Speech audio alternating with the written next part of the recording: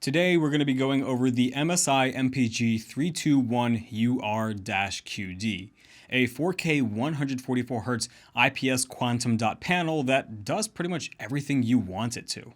Now, I know this might seem a little bit weird to the regular viewer, but I have never used a 4K monitor before. Yeah, I've used them at Best Buy and Micro Center in their display section, and I also have a 4K TV, but that's not the same as having a 4K monitor to use day to day. And after using one for a couple of weeks, I got some thoughts I want to share. So a little backstory if you're new to the channel. I'm used to 144 Hz, 240 Hz, all the way up to 390 Hz monitors, whether it's 1080p, 1440p, or 1600p ultra-wide in the case of my personal 38GN950 by LG. So when MSI asked if I wanted to check out their new 144Hz 4K monitor, I was like, yeah, sure, go ahead and send it. I really didn't think that it would be that much different in terms of pixel density than my 1600p ultra-wide, but I was real wrong. First off, everything that I thought looked super crisp on my 1600p ultra-wide was redefined as soon as I turned this thing on. This thing is so much more crispier to a level that I've never seen before. It's kind of like a high-end flagship phone. Think of like an iPhone 13 Pro or something, right? Where the phone has absolutely no stair-stepping, no pixelation, nothing. No matter how hard you pixel peep, you can't find anything. The only real issue that I have while using this monitor is that Windows scaling is absolutely horrible. Some of the internal menus in Windows look fine sometimes, and some of the other menus look pixelated. This is more prevalent in Windows 11, which is kind of sad, being that this is their newest software and they bragged about how much better it looks, but Mac still does it way better, where there's absolutely no issues in scaling and everything looks pretty nice and crisp. The only problem with that is that if I'm buying this kind of monitor where it's 4K and high refresh rate, I'm not using it on a Mac. I want to use it for Windows because of gaming. And gaming on this is also quite a bit of an experience. Now, first off, obviously it's going to be much more crispy. I've used it both on PC and my PS5, and I was kind of surprised that the PS5 could handle 4K AAA gaming at a consistent 60 FPS, and obviously it can do 120 FPS at 1080p. But when it came to PC gaming, it was all over the place. The first game I tried was Rainbow Six Siege, which surprisingly only averaged about 90 FPS. Now granted, I am on the higher quality presets because I like my games to look good, but it's kind of weird that it ran quite poor for an esports title. Because when I played a game like Valorant, even though I was still on the higher quality presets, I was averaging 250 FPS and I never really got below that no matter which map I played. It's kind of surprising the margin of frame rates you get from esport title to esports title. But that's not what you buy this monitor for. You don't just go out and say, yeah, I'm going to buy a 4K 144Hz monitor for becoming an esports pro. No, you're going to get like a 1080p 240 or 390Hz monitor or a 1440p 240Hz monitor. This is more geared towards cinematic gaming. Now, it doesn't mean that you can't play FPS games and try to be competitive, because you still can. The input lag is still very low, provided the game is running at a high enough FPS to support the monitor. But this really shines with cinematic titles, and one game in particular that I play that's pretty cinematic is Star Citizen. Now, with my 1600p ultra-wide and even with like 1440p and 1080p monitors, there's a big issue in that game where the HUD just doesn't really look that great in lower resolutions. It kind of gets a little pixelated at certain points, but with this monitor, that never happened, period. And there was a lot more crispiness overall because that game has no anti-aliasing feature, and this really just gave me a new experience that I've never had in that kind of game before. Now, that's not really going to apply in other games because many games have anti-aliasing, pretty much every game that isn't Star Citizen, but I really enjoyed the visual crispness that this gave me, and the game just looked completely different in my opinion. And it won't help just in Star Citizen or games without anti-aliasing, because anti-aliasing won't fix a lot of the main issues with having a low pixel density display. So if you're looking for the highest fidelity gaming, 4K is definitely the way to go. Alright, so at this point you might be thinking to yourself, I get it, it's crispy, but how are the pixel response times? None of this is going to matter if the image is a blurry mess. And I really can't say if this is good or bad because I've never had another 4K monitor to compare it to, and I will next month, so get subscribed if you aren't already and you want to see a comparison between this and another upcoming monitor that isn't released yet. But basically, this is what you're looking at. I think this is totally fine because in my personal experience when gaming, it wasn't bad. And when it came to competitive gaming like Valorant, I didn't really notice it hinder my experience like I did with certain other monitors with poor pixel response times. This was, I'd say, acceptable. Now, there is the black frame insertion sync mode, which means that you'll be able to use black frame insertion and NVIDIA G-Sync, but the brightness gets lowered from a high of 420 nits, nice, down to 179 nits with black frame insertion enabled. Now that's not dark, but that isn't bright either, and for somebody who wants a higher brightness with black frame insertion, you're not going to be getting that with this monitor. That's still pretty acceptable though, I'd say. In terms of the overdrive levels, I'd just recommend keeping it at the lowest setting, because if your games drop down to 60-ish FPS or even lower, which is definitely not unrealistic on a monitor like this, then having it at the 2 or 3 setting would introduce some overshoot, which is not ideal at all. So having it at the lowest setting means that you just won't have to switch what overdrive setting you're using, depending on what game you're playing, or if you just like enter a smoke in a game, which drops frame rates dramatically. And when it came to the black equalizer, that was very good, as with other previous MSI monitors. Now you get about 4 different regular settings, and you still get the dedicated AI setting, which with previous monitors basically analyzed how bright or dark a certain scene was and just increased or decreased the equalizing, so the scene wasn't too dark or too bright no matter what was happening. But with this monitor, that doesn't seem to happen. What it looks like it's doing is it's just a less washed out, more clear, and a little bit more colored version of the highest non-AI setting. I couldn't get it to do the normal AI thing that I'm used to with MSI monitors from the past. Now, even though this looks way less washed out than the non-AI dedicated highest black equalizer setting, I still don't recommend using the AI on this monitor, because one thing I noticed is when you're swapping guns in Valorant, which is where I started noticing it, there's this kind of like white trail, and hopefully the camera can catch it, but it was very noticeable, and I feel like that could hinder performance in gaming. Not like the actual frame rate, but how you do as a player. Another unfortunate thing is that this monitor does not have a color vibrance feature. So if you're playing a game like Escape from Tarkov, Rainbow Six Siege, Counter-Strike, and so on, you cannot increase the colors from within the monitor to basically see enemies a little bit easier if they're trying to blend in with their background. And speaking of colors, like I mentioned in the beginning of the video, this is a quantum dot display. Now, I'm not going to tell you too much about what quantum dot is. James just made a great video in the Linus Tech Tips channel, so I'm going to put a link in the description if you want to watch that, basically explaining what quantum dot is. But what I can tell you from my experience is that this is the best colors I have ever seen on any monitor, period. And that's saying something, because I used to have nano IPS as kind of like the high bar of what color should look like, and that's mainly because they're P3 displays. But this is different. This just has a little bit more saturation, looking kind of natural without having it too oversaturated. And this is also probably helped by the fact that it has 85% coverage of the SDR HB 2020 color space, which means that if you're a photo or video editor, you're going to have plenty of color space coverage to do any kind of professional color work. Now, if you are a pro photo or video editor, just anybody that does any kind of professional color work, you still will need to get this calibrated out of the box, because with an average delta E of 3.6, colors won't look exactly how they're supposed to when you're working on those colors, but this is totally acceptable for your general media consumption, gaming, and so on. Now, there is an sRGB, DCI-P3, and Adobe RGB color preset built within the monitor, which I thought would clamp the color gamut and basically just be more accurate out of the box, but it wasn't. In my case, it was much worse than the default color performance out of the box, and this is just the sRGB chart. Both the Adobe RGB and DCI-P3 looked pretty similar to this, and I'm not even going to bother showing them.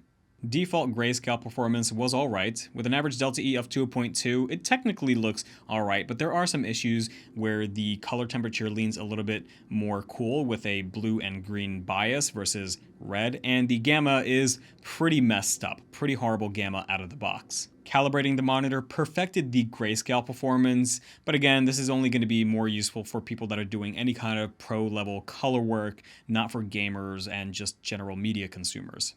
Brightness is pretty high, as I mentioned earlier, it's 420 nits. nice, and contrast is pretty mediocre. Now, this isn't a good contrast ratio at all, but this is pretty average for a monitor in this category. IPS with really no special backlight tech. Like, it does have some dimming zones, but I don't really count 8 dimming zones as dimming zones because that's nothing. So basically, contrast, pretty bad. My particular unit had no backlight bleed issues, and IPS glow was about as standard as it gets, but the uniformity chart kind of shows a different story in terms of uniformity, where it looked pretty mediocre. Now, this is pretty kind of common for bigger monitors. Every time I get a big monitor, it always does worse than like a 27 or 24-inch monitor in terms of uniformity, so I kind of expected this, but in terms of my actual usage, I didn't really notice uniformity to be that big of an issue. Viewing angles on this monitor are superb. Just like nano IPS panels, no matter where you're looking from, there's no angle discoloration, no high contrast effect, nothing. This is basically as good as it gets. Now, like I mentioned earlier, this doesn't really have that many local dimming zones, so let's talk about the HDR on this monitor real quick. It's VESA HDR 600 certified, and basically, it just sucks. I tried using it to see if it was just even slightly better than SDR, because in that case, why not use it? But when I did a comparison in Moxie's bar in Borderlands 3, it kind of looked like SDR, but darker. The highlights on the neon lighting didn't really look that much different. Now, it might when I'm editing it, so you're going to want to basically just analyze for yourself to see if it's worth using or not, or you might feel differently than I do. But I don't think the HDR on this monitor is good at all, especially with 8 local dimming zones. Next is the OSD. The OSD on this monitor is basically just like every other MSI monitor, which means that you can either use it built into the monitor, or you could just download the Gaming OSD 2.0 software, which is definitely the way to go because you can control everything within the built-in software. Now, a couple features that I want to note here because a lot of the other stuff is pretty standard. Number one, we have the automatic brightness adjust, which means that basically you can just have the monitor automatically adjust the brightness based on how dark or bright your ambient lighting is, and I love this. I wish every monitor had this because I hate adjusting things manually because I'm lazy. And you can also do kind of like a customize feature, which kind of is like an offset for how much darker or brighter you want it to be versus what the monitor thinks it should be. Another one is called Optics Scope, which zooms in the center of the screen, so you could tell it how big or small of a box you want to zoom in, and you could tell it how much zooming magnification you want. So like if you're sniping in a game like Escape from Tarkov or Arma 3, you can see much further than what the scope in-game allows you to. It's really nice for those particular games, and it's kind of like cheating. The last one that I want to talk about, which is my favorite, and I wish every monitor in the world had this, is the Smart Crosshair.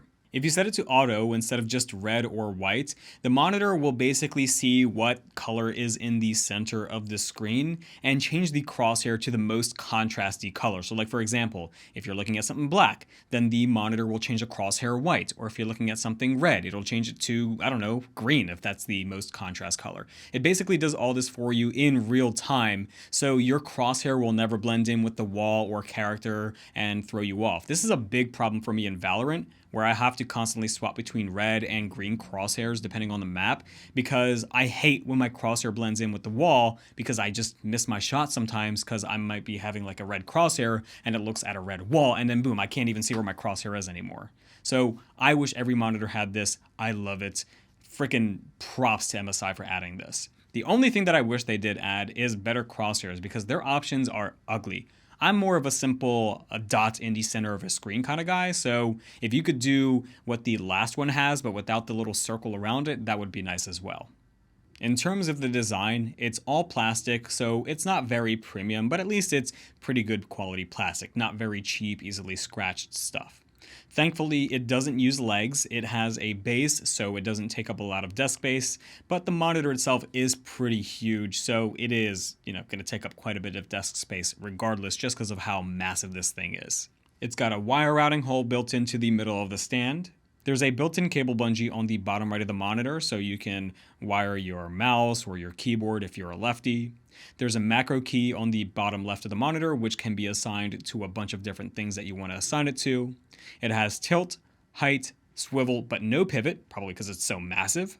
and it has a crap ton of I/O, including 2 HDMI 2.1 ports, a DisplayPort 1.4 port, one headphone jack, one microphone jack, an audio combo jack, a USB Type-C port, which is also a DisplayPort and has 15 watts of power delivery, and 6 freaking USB 2.0 ports. That's a lot of USB ports. Sadly, they're only USB 2. None of them are high speed, so kind of a big miss here from MSI. Now, before I conclude this video, there's one thing that I haven't really talked about yet that I think a lot of you guys might be waiting for, and that's a KVM. Now, I'm not new to KVMs. I have a KM, basically a KVM without the V because it doesn't do the display part. I basically plug my mouse and keyboard into it on my computer and have it set up to where it swaps between my MacBook Pro 14-inch and my main computer, and it works flawlessly. I tried setting it up here, but problem number one, it only comes with one USB Type-B port, so you're going to have to get another one to plug it into your other system. And problem number two, even though I did have two things, I just couldn't get it to work. I set the KVM to auto and manually did the upstreams and did a whole bunch of different ways, but I'm not sure if it's the monitor's fault or me. I'm just going to blame me and not the monitor because this is the first time I've ever used a KVM built into a monitor. But for now, I'm still going to say not a great user experience because I think it should be a little bit more friendly if it does work. But even if it doesn't work, well, then that's just a problem with the monitor. But yeah, KVM didn't really get a good feel for it on this thing. So in conclusion, is this monitor worth $900 and should you get one? Yeah, I'd say it's probably a really good monitor for this price. Like, there is other monitors like the Nixius 4K 144Hz, but we already saw how Hardware Unboxed reviewed that thing, probably not worth the $100 savings. And then we also have the LG 27GN950, which is an awesome monitor, but this has a lot more for, I think, the same price. I think it's also $900 for the LG, I'm not sure, $900 or $800. Regardless, if you're looking for a 4K 144Hz, this monitor literally does everything. The only thing that it doesn't do that I wish it did is have color vibrance. But hey, you have NVIDIA color filters or their control panel to do that as well if you really wanted to. Plus, you might not even care about it because most people don't care about the stuff that I do. I care about everything. Now, personally, if you were to ask me if I would get this, with my money, no, mainly because the way that it is to drive a 4K monitor, it's just so hard for the frame rate loss. And I think 1440p, 144 Hz or even higher is probably better for me. I wouldn't spend like 50% more, or sorry, 100% more just to have the crispness. And it was a nice experience, but that price is just a lot to ask for. And you also need the computer to support it. So if you're not running like at least an RTX 3070, don't get it. Maybe even a 3080.